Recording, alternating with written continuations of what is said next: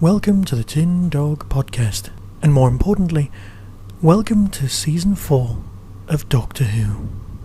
We have a remixed soundtrack, of which I'm still not completely convinced, and we have 8.4 million viewers on BBC One, which isn't bad, considering the show itself started at 6:20 PM, a clear 40 minutes earlier than usual. Before I begin my review, I'd like to welcome all of the new listeners to the podcast who have subscribed since seeing this episode on TV. Welcome. Welcome to the world of podcasting. For those of you who don't know, I'd also like to say that the BBC have made the commentaries available as an extra track downloadable from iTunes. So all you have to do is go to iTunes, type in Doctor Who, and it's now number one. The number one Doctor Who podcast is the BBC Commentaries podcast, which sadly has knocked my podcast from number 5 down to number 6. Oh, the horror, I feel deeply upset. Anyway, on with the show. Before I watched Series 4's beginning, I made a small list of things that I really would like out of Series 4. Top of my list is, I'd like Donna to be so much better than she was when we saw her in The Runaway Bride. Another thing on my list was that I genuinely would like the Doctor to not hang around Earth quite so much. I also didn't want Rose's return to be something cheap. I wanted it to be huge. And that, well, we'll find out how I fare on all of those points later on, except for the first one, because wanting Donna to be better has resulted in me seeing Donna in this episode, and she just is better. Catherine Tate can act. She can act extremely well, and it would have been a crime not to let that shine through. Something that they do need to look out for, though, is any of the lines that happen to sound like variants on her catchphrases from her comedy programmes, because that's when the spell's broken. So number 1 on my list was have a better Donna, and so far, that's exactly what we have. The first episode of a new season, with the exception of Rose, is often the most clunky, the most difficult to orchestrate. It's as if Russell sat down and made himself a small shopping list of the things he needed to do with the episode. Number 1, get the Doctor to meet the new companion, and in this he succeeded very well. Number 2, set up story arcs, and for that we have Donna's throwaway line of all the bees seem to be going. Now the importance of the absence of bees in reality is extremely well noted elsewhere. If the bees vanish, the food chain is interrupted. If the food chain is interrupted, the human race could starve, because we all depend on the bees. I'm sure that will come back later. And of course the big one was at the very end of the episode, Rose's return. I have no idea how they managed to get that past the internet, the forums and everything like that, so that when you were sitting there and Rose's face appeared on the screen, the audience went, "Oh, nice."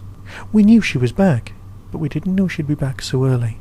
How she seems to be wearing the same clothing that she was wearing in Doomsday, and how she seems to be able to vanish without any visible means of control, are questions I'm sure will be answered much later on.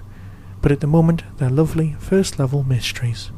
Perhaps the other universe doesn't want her, and they want her. It's pushing her back into our universe. Anything at the moment like that is merely conjecture. Another arc to watch out for in the future was mentioned on the BBC Commentaries podcast. Donna mentioned something that the art department inserted into the taxi about 11 minutes into the programme. Now, I've frozen the video, had a look, and it seems to be the only thing that could have been put there by the art department would be a small sticker on the taxi front, which looks like it says Atmos. Obviously at the moment we don't know what that means, but it would be nice to make a note of it and see if that is something that comes out in the fullness of time. And so back to Russell's shopping list. Obviously he also wanted to have a cute toy that they could have on this market by Christmas. I think we can all agree that he covered that one quite well with the Adipoys. And of course with Donna comes a family. Yes, I know it all smells a bit like soap, but we're so used to the fact that every character has relationships that we just kind of have to let them go. Bernard Cribbins playing her grandfather, however, was fantastic. Nobody can be found who disliked that performance.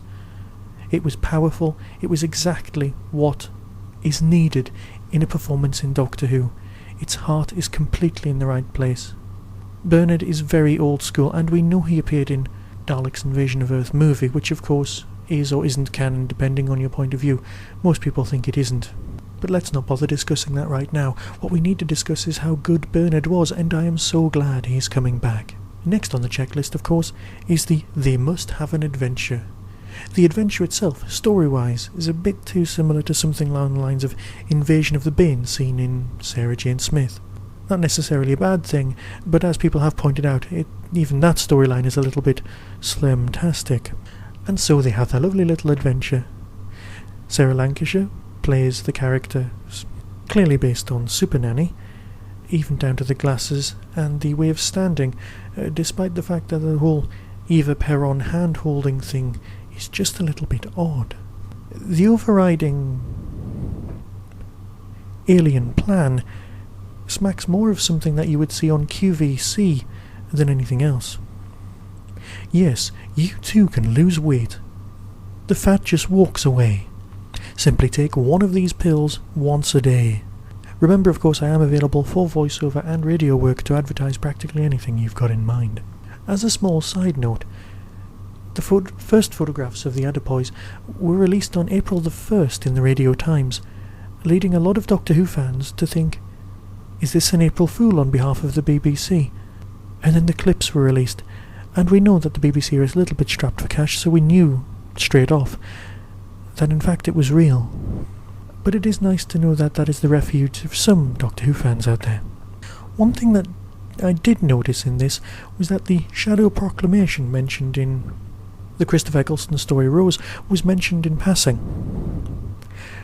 But it appeared that the Shadow Proclamation were actually a bunch of people or an alien race, rather than just something that had been signed.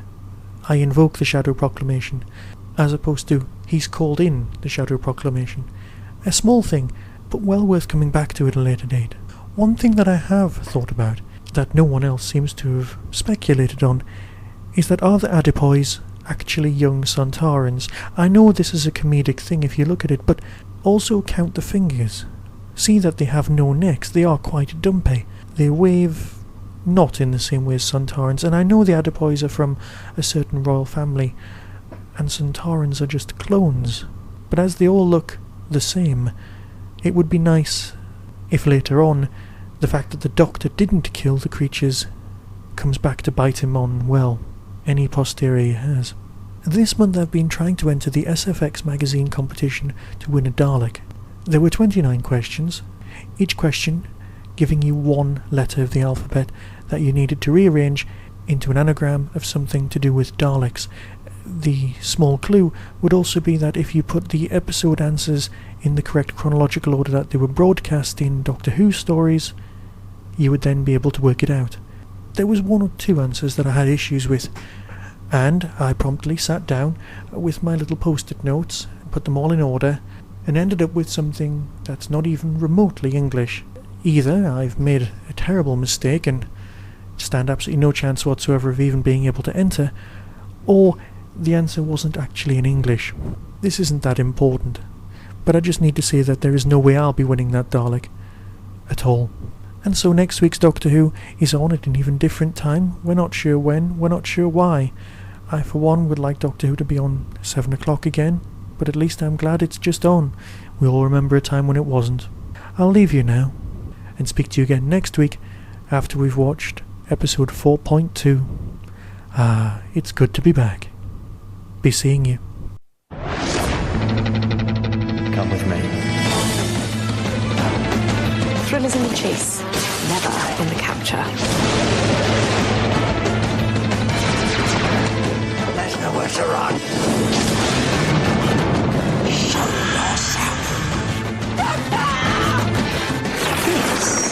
This is the spark of life. I just want a mate. You're not mating with me, sunshine. Being with you, I can't tell what's right and what's wrong anymore. It's better that way. I do not understand, miss. Why'd you say miss? Do I look single? Yes! I demand you tell me who you are.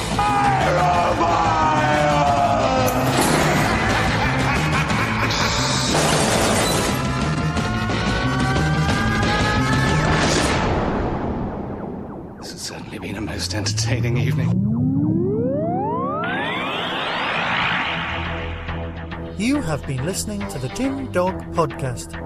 Doctor Who and its associated shows are all trademark of the BBC. No infringement is intended. Contact us at tin-dog@hotmail.co.uk.